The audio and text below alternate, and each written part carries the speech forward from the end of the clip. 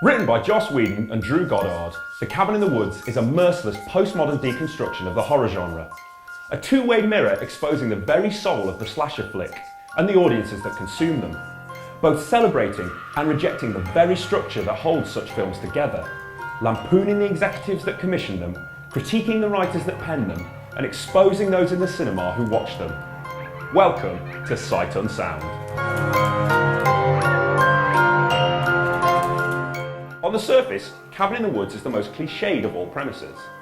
5 friends, the jock, the dumb blonde, the stoner, the intellectual, and the virgin decide to travel to a cabin in the woods for a weekend getaway, unaware of the horrors that await them when they arrive. However, deep below the cabin they are travelling to reside the old gods that used to roam the land, bringing with them death and destruction. The only thing that keeps these monsters at bay are the ritualistic sacrifices the authorities make for them. No longer will goat blood and virgins tossed into volcanoes quench their thirst. Now they demand a show to go with their dinner. It's up to the facility just above the gods, an elevator ride below the cabin, to provide this very entertainment. Throughout the opening, we jump between 2 stories. One the slasher above ground, and the other a buddy love tale below it. Both masterfully paced and controlled by Whedon and Goddard, they never appear disjointed. In the beginning, the architects of the horror, Steve and Gary, are our unlikely heroes. We actively encourage them to find means to kill off the unlikable cast of teenagers in the most gruesome way possible. The pair, and the remainder of the crew who work at the facility, have many tools at their disposal which help nudge the teenagers in the right fatal direction.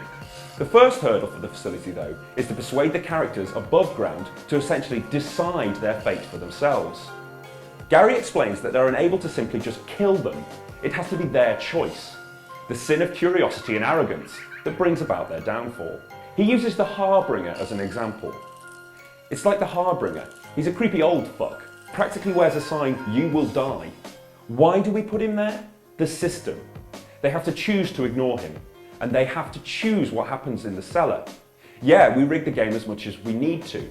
But in the end, they don't transgress. He's alluding to the structure of all Hollywood horror films. We expect that the teenagers in any slasher will be challenged at some point to turn back, given a warning that down the dark path there's going to be nothing for them. However, they will always advance on regardless. The facility manipulates the teenagers further, pigeonholing them into the stock characters that we expect from the genre.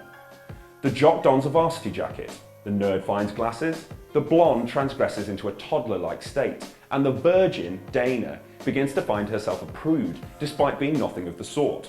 The tropes are both mocked and celebrated. In the facility, an employee informs Gary that the blonde hair dye used by Jules containing chemicals that slow down cognition. Gary comments, "Dumb blonde, very artistic." Although this sounds sarcastic, he means it as a compliment. Recognising the tropes of the genre, that one of the party has to be the simpleton and normally the first to die. And die she does, as do the other kids one by one. The standard illogical transgressions of characters in slashers explained away by the further meddling of the facility. No longer does splitting up or dropping useful weapons seem irritatingly gormless when pheromones and electric shocks are factored into the character's behaviour. Finally, we're led to believe that only Dana is left alive. An intern at the facility asks how the sacrifice can be over if one of the teenagers is left. Steve explains. The virgin's death is optional, as long as it's last. The main thing is that she suffers. It's the finale of every slasher film. The innocent is either left scarred by the experience, having defeated the monster and seen her friends die at its hands, or is the final meal in the closing frame. However, Holden, the stoner, returns to save her, escaping into the heart of the facility. The classic structure breaks, and we are left with an ending that does not conform to the normal horror tropes. Various monsters from across the multiverse pour into the facility to maim and kill indiscriminately. Structure has failed, and there is only anarchy. Although perhaps the greatest disrupting factor here is that the fool of the piece has taken it upon himself to become the hero. No longer a device, he is now a fully formed 3-dimensional character. Our sympathies are no longer with those in the facility, but with the 2 teenagers who are left. The film has performed an impressive turnabout. We identify with a set of previously unsympathetic characters who we now want to survive. As they battle for survival, they find themselves in the pit of the facility, where their sacrifice was meant to take place. Here they meet the director.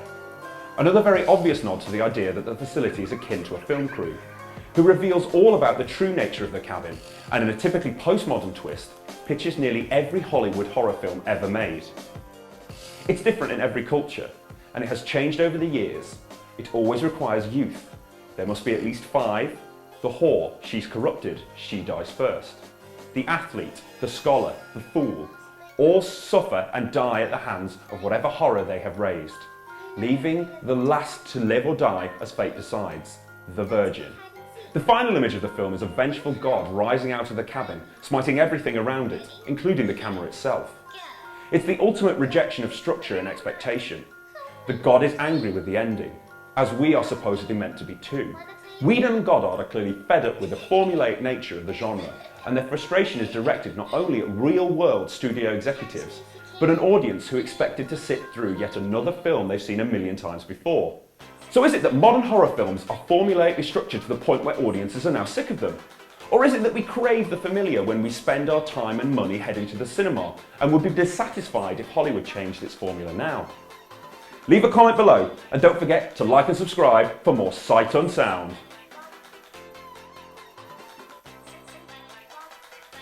Can we do that again? Just for safety? Oh, sorry. Shit.